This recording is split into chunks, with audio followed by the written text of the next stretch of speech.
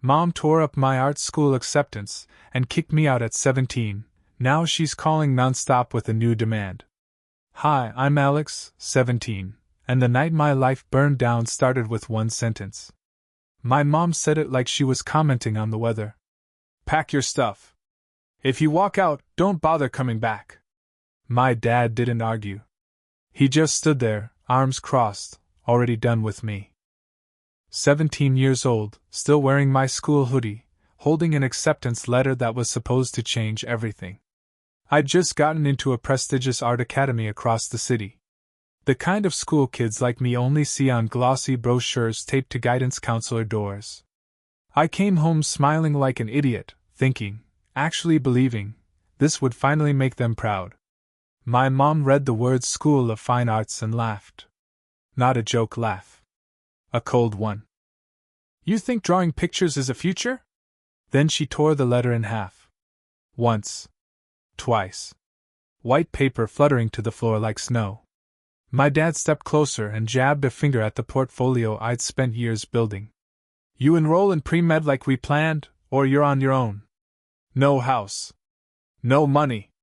No family. Choose. My hands were shaking so badly I clenched them into fists. Every instinct screamed at me to apologize, to fold, to survive. Instead, I heard myself say, Then I'm on my own. His eyes went dead. Good. You'll be back begging in a month. He yanked the door open and slammed it behind me as I stepped out with one old backpack and my sketchbook pressed to my chest. I walked down that street feeling my childhood snap behind me like a cut wire. I swore I'd rather starve than crawl back. I didn't know that 11 years later, the begging wouldn't be mine. That first night, I crashed on a friend's couch with a backpack for a pillow and my sketchbook clutched like it could disappear if I let go. I didn't sleep. Not really. My brain kept replaying my dad's voice, "You'll be back begging," like it was daring me to fail. A week later, I stepped onto campus. I was exhausted, technically homeless, and running on diner coffee, but the second I walked into the studio, something shifted. The place smelled like paint thinner and ambition. No one laughed at what I carried. No one told me art was a phase. For the first time in my life, nobody tried to shrink me. I rented half a room near campus, emphasis on half. The bed squeaked, the window didn't close all the way, and my roommate collected mugs like trophies. I worked nights at a greasy diner where the floor never stopped being sticky and customers thought tipping was optional. Days were paint. Nights were plates and blisters. Sleep was a rumor. Still better than home. One afternoon, a guy in my foundation class leaned over my charcoal sketch, two shadowy adults looming over a smaller figure, and let out a low whistle. "There's anger in this," he said. "Real anger. Don't lose that." I laughed it off, but the words stuck. That night, I had a nightmare.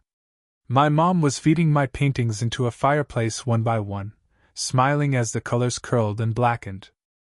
I woke up sweating, grabbed my sketchbook, and drew it exactly as I'd seen it, my hands reaching into flames, her face warped with satisfaction. The next day, I painted it. That piece got attention. Professors stopped. Students whispered. Someone asked, "Who hurt you?" I smiled and said nothing. I wasn't ready to say their names yet. Money became the monster I couldn't paint away. Tuition deadlines don't care about talent or trauma.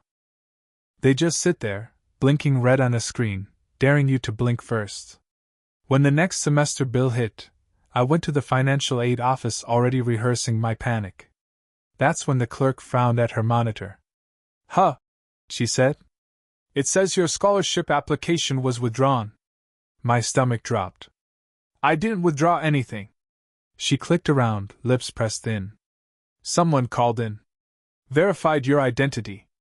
Said you decided not to pursue art after all. Only 2 people knew my full details. Only 2 people wanted me gone. I changed my passwords. Froze my accounts. Walked out shaking with a rage so sharp it almost felt clean. If they thought sabotaging me would send me crawling home, they were wrong. I worked more shifts. I sold sketches on sidewalks. I painted until my wrists screamed. Every canvas got darker, louder. Fires showed up again and again. Doors slamming. Faces without eyes. By mid-year, I had a series. 3 large paintings. A child offering a glowing piece of art. 2 shadowy adults tearing it apart. The child walking away, clutching the torn pieces like armor. My mentor stood in front of them for a long time. "Submit these as a set," she said. "People need to see this story." The exhibition night came fast. The gallery buzzed with cheap wine and expensive shoes. I stood near my work pretending I wasn't watching every reaction like my life depended on it. That's when my phone started vibrating. Unknown number. Again. Again. I silenced it. Then the room changed. Not quiet, tight. Like the air had pulled itself into a fist. I looked up, and my mom was standing in the doorway. Dressed like she was attending a gala. Eyes scanning the room with that familiar mix of judgment and calculation. Her gaze landed on my paintings. And locked. She moved toward my work slowly, like a predator deciding whether to strike. The crowd parted without realizing why. People feel storms before they hear thunder. "What is this?" she hissed when she reached me. "Is this how you portray us? As monsters?" My face burned, but I didn't step back. "If the shoe fits." Her hand lifted, too fast, too familiar, aimed straight at the canvas. For a split second, I was 16 again, watching my sketchbook snap in my dad's hands. "Don't," I said. "Calm. Steady. Touching the work breaks gallery rules." People were watching now. Whispers buzzed. She noticed. Smiled that brittle, practiced smile. "So this is what you've been doing. Turning family drama into a spectacle. You're embarrassing us." "No," I said quietly. "I'm documenting it." That's when my classmate, paint-stained hands, wild curls, stepped in beside me. "Her work is one of the strongest pieces here," he said politely. "You don't get to threaten it." Someone nearby murmured, "He's right." My mom's cheeks flushed red. Control slipping. "Well, enjoy your little show," she snapped. "We'll see where this art gets you when you're broke and alone." She stormed out. The door closing behind her sounded exactly like the one my dad slammed years ago. And then something strange happened. People gathered closer. A blogger asked for an interview. Someone else asked about purchasing the set. The humiliation she meant for me slid off and landed squarely on her. When my name was called for most impactful series, the applause felt unreal. I stood there shaking, not from fear, but from clarity. If they insisted on turning my life into a battlefield, I would make sure every wound left a mark. I just didn't know yet how far the consequences would go. The backlash didn't come loudly. It crept. First were the emails, long, furious paragraphs accusing me of smearing the family name and weaponizing trauma. I blocked them. Then came the relatives. Aunts. Cousins. People who never once asked if I was eating. Suddenly everyone had an opinion about my mental state. One voicemail called my art demonic. I laughed so I wouldn't cry. The worst came months later. I was walking home from a late diner shift when a police car rolled up beside me. Slow. Careful. Like I was dangerous. "Are you Alex?" the officer asked. Turns out my parents had reported me as a missing minor in danger. At the station, I signed paperwork stating I was safe, enrolled, working, and not under threat. Legally, they couldn't force me home. "Some parents don't know when to let go," an officer muttered. I walked out shaking with fury. That night, I started documenting everything. Dates. Messages. Photos. Proof. I didn't know why, only that it felt like armor.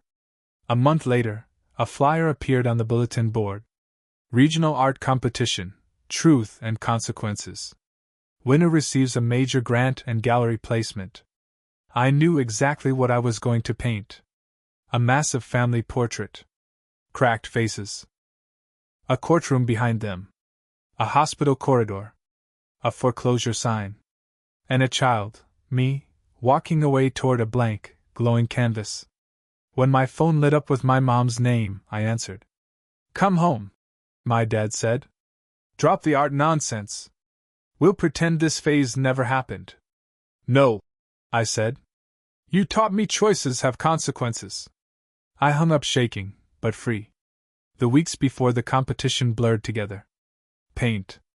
Coffee. 4 hours of sleep if I was lucky. Every brushstroke felt like carving my past into something permanent. Professors stopped by my easel more often than usual. One of them, famous for destroying students with a single sentence, stared at my painting for a long time and finally said, "This is uncomfortable to look at. That means it matters." That night I got a message from my mom. "We need to talk before you ruin everything." Against my better judgment, I agreed to meet.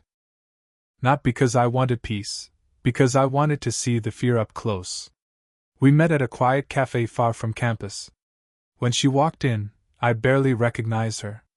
The perfect hair was rushed into a messy bun.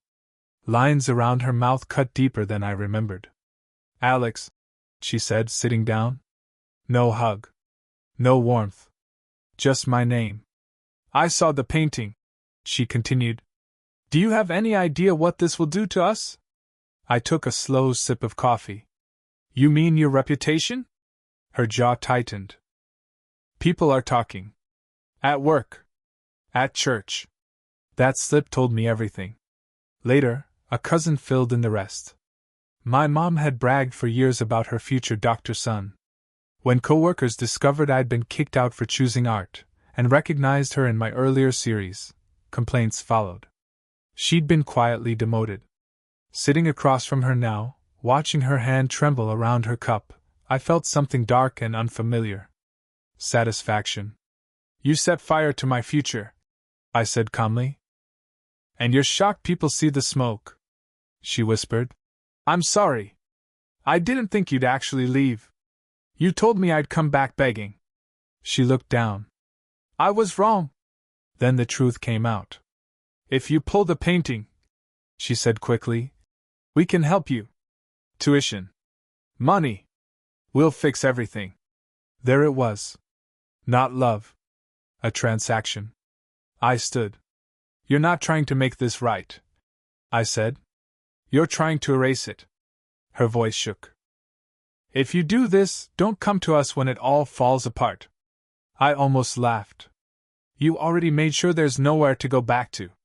I walked out knowing one thing for certain. This wasn't over. The competition venue was massive, an old warehouse turned gallery, all white walls and sharp lighting that made every flaw impossible to hide. My painting hung dead center. You couldn't miss it. My parents' faces were photorealistic but cracked down the middle like shattered porcelain. Behind them, a courtroom, a hospital corridor, a foreclosure sign half buried in shadow. In the corner, a smaller figure, me, walking away toward a blank canvas glowing like an exit. This wasn't art therapy. It was testimony. The morning of the opening, my inbox filled with a message from my dad.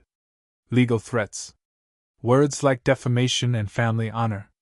I forwarded it to my professor. He forwarded it to the organizers. Their response was simple. Artistic expression is protected. We stand by our artists. For the first time in my life, adults with power were on my side. When the doors opened, the room flooded with people. Critics. Journalists. Collectors. Then I saw them. My parents walked in dressed like this was a gala, not a reckoning. The exact moment recognition hit them was almost cinematic. My father's face hardened into fury. My mother's hand flew to her mouth. Whispers started. A journalist glanced between the canvas and my parents like he'd struck gold. My dad stormed toward me. "Take it down," he hissed. "Now." "No," I said evenly. "But if you want to discuss the real events behind it, I have dates, witnesses, and records."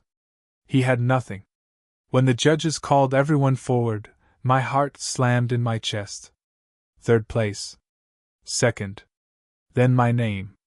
I walked up shaking as applause filled the room. Flashbulbs popped. Someone asked me to speak.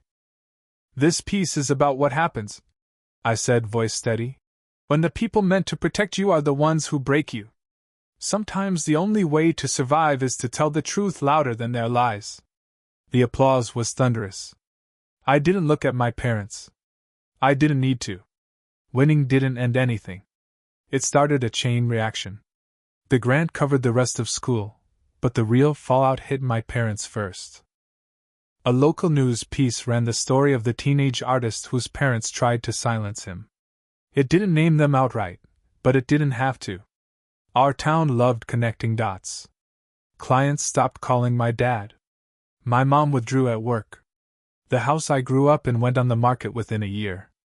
I learned these things the way you learn about a storm after it passes, through rumors, screenshots, and people who suddenly felt brave enough to tell the truth. I kept painting. My work got sharper. Meaner. Smarter. I wasn't painting to hurt them anymore. I was painting because people like me kept showing up at my shows with shaky hands and stories that sounded too familiar. Then years passed. And one afternoon, ordinary, quiet, my phone lit up on my studio table. 99 missed calls. The number was burned into my memory even after all this time. My parents' old house line. The one I'd muted years ago but never fully erased. I stared at it while standing in front of a new painting. A phone glowing with missed calls. Two blurred, desperate faces reflected in the screen. And a man, me, standing by an open window, looking out at a city instead of back at the noise. I didn't answer. Not yet. Because this story wasn't finished. It was just reaching the part where they started to beg. The first voicemail came that night. I didn't listen to it right away. I let it sit there, unopened, like a letter from a past life I wasn't sure I wanted to touch. Instead, I stayed in my studio and painted until my shoulders ached. By the third voicemail, curiosity won.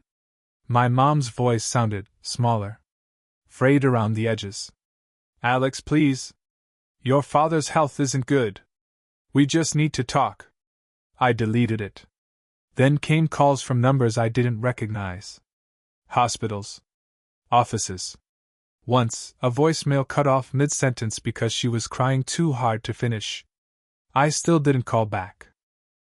Not because I didn't care, but because caring had cost me everything once, and I wasn't handing that power over again without thinking.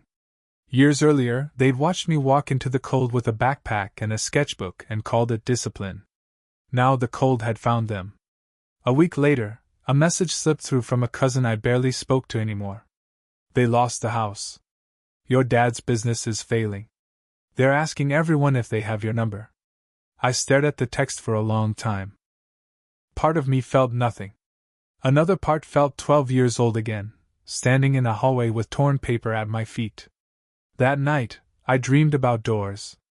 Rows of them. Some locked. Some broken. One standing open, light pouring through, but every time I stepped toward it, I heard my dad's voice behind me. You'll be back begging. I woke up angry. Not at them. At the fact that they still lived in my head. I walked into the studio before sunrise and started a new piece. A man standing between two doors. One marked blood. One marked self. Both heavy. Both real. By noon, my phone rang again. This time I answered. Silence stretched across the line. Then my father spoke, weaker than I remembered. We need help, he said. We're begging you. And just like that, the words came true. For a few seconds I didn't speak. I walked to the window of my studio instead, staring out at the city that had taught me how to breathe again. Sirens in the distance. Someone laughing on the street below. Life continuing, indifferent to family drama. I lost everything at 17, I said finally. My voice surprised me by how calm it sounded. You told me I'd come back begging. My dad exhaled shakily. We were wrong. About the art. About you. About everything. That word, wrong, felt heavier than any insult they'd ever thrown at me. My mom's voice slipped in, fragile and desperate. Your father's in the hospital. The bills are piling up. We don't know what to do. There it was. Not we miss you. Not are you okay. Just survival. I built my life without you, I said slowly. Every job. Every canvas. Every night I didn't sleep. You weren't there. We know, she whispered. We're sorry. I closed my eyes. Part of me wanted to hang up and let the silence finish what they started years ago. Another part, the one that had learned what it cost to be abandoned, refused to become that person.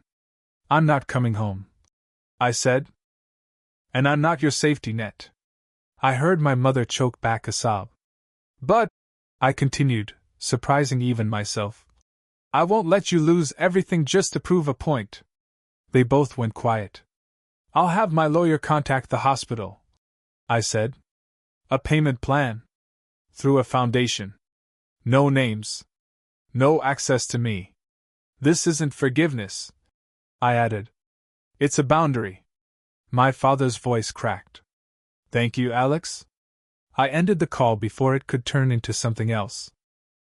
My hands were shaking when I set the phone down, but my chest felt lighter. Like I'd finally put down a weight I'd been carrying since I was a kid. On the canvas in front of me, the man between the two doors was still unfinished. I picked up my brush and painted a third detail. A door in the distance. Not open. Not closed. Just there. Helping them didn't bring peace. It brought noise. Emails thanking me.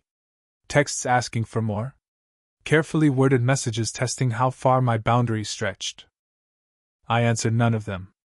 Instead, I threw myself into work. A new exhibition. A new city.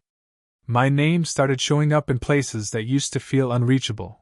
Articles, panels, classrooms where students looked at me the way I once looked at visiting artists. People called my work brave.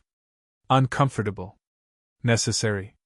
What they didn't see were the nights I sat alone in hotel rooms wondering if I'd done the right thing. If helping without forgiving was strength or cowardice. Then the inevitable happened. My mom showed up. No warning. No call. Just her standing in the back of my gallery one evening, smaller than I remembered, clutching her purse like it was the only solid thing left in her life. I didn't approach her. I watched from across the room as she stared at my newer work. Not the angry pieces, the quieter ones. Paintings about space. Distance. Doors that don't slam anymore. When the crowd thinned, she came over. You didn't have to help us, she said softly. No, I replied. I didn't. She nodded. Your father, he talks about you all the time now. I didn't ask what he said. I wanted to say. She continued, eyes fixed on the floor. That I see it now. What we did. What we took. The words were there. Almost right. But not enough.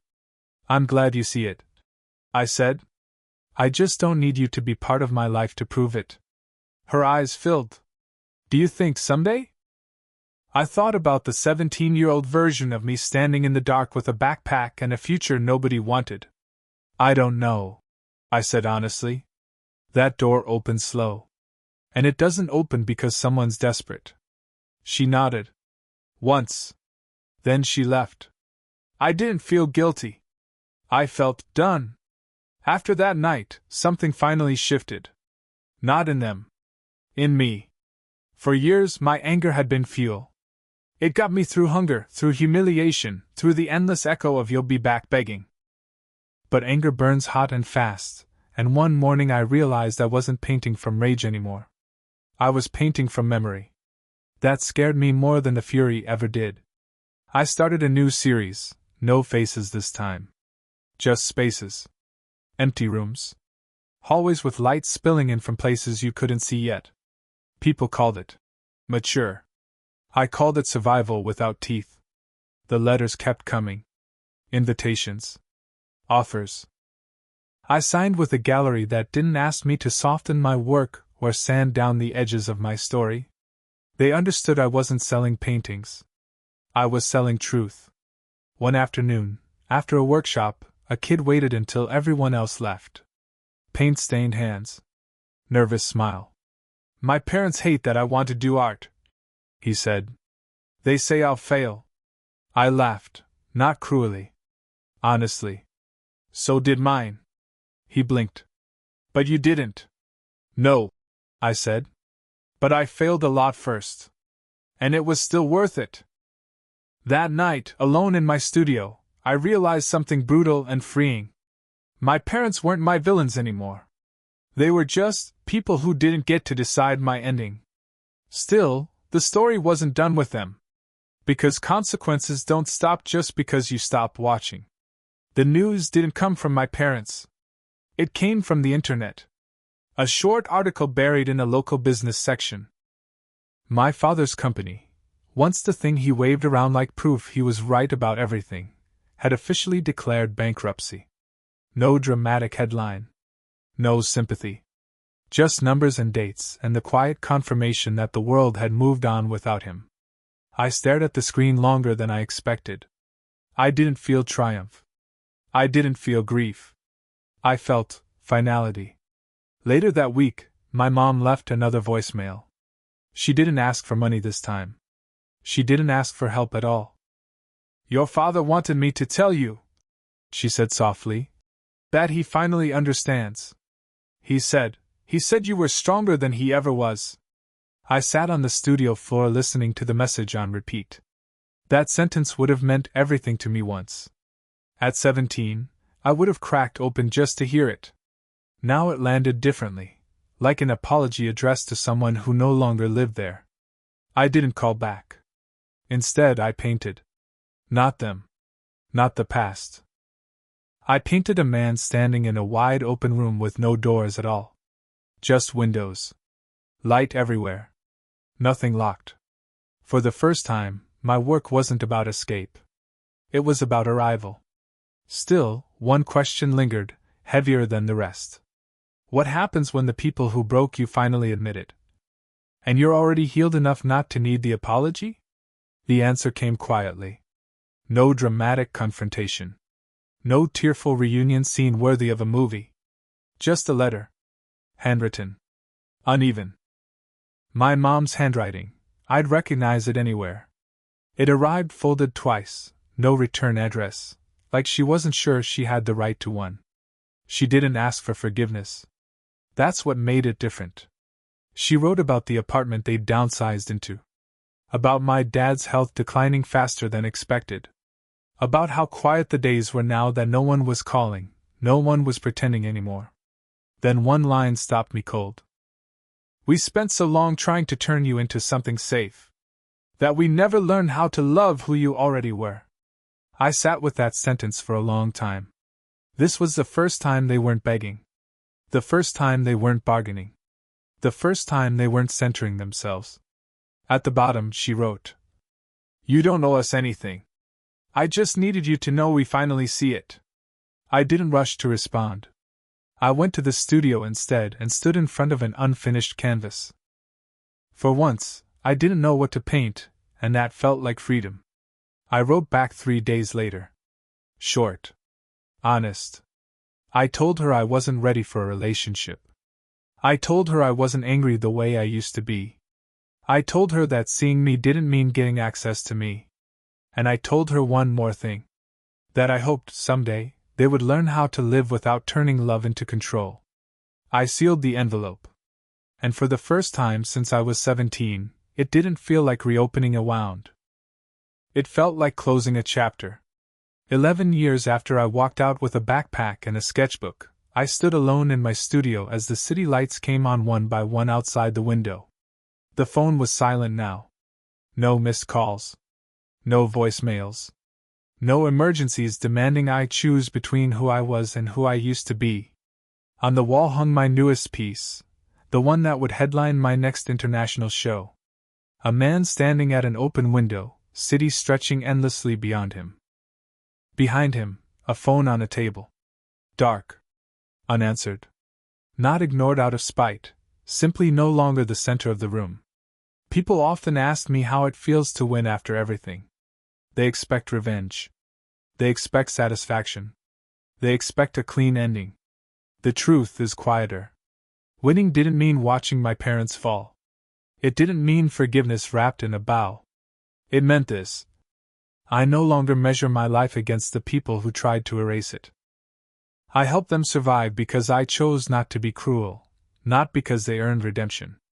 I kept my distance because healing doesn't require access. And I kept my art honest because truth doesn't need permission. That night at 17, they said I'd be back begging. Instead, I'd built a life so full that when they finally called with empty hands and desperate voices, I could choose how to answer. Not from fear. Not from obligation. But from strength. I picked up a brush and added one last detail to the painting. A door in the distance. Not wide open. Not slammed shut. Just there. Because some doors don't exist for reconciliation. They exist to remind you that you survived walking through one alone. So I'll leave you with the question that followed me for years. If the people who threw you out into the cold showed up decades later, broken and afraid, would you let them in? Or would you finally choose yourself and keep walking? Either way, the choice is yours. And that's the real ending.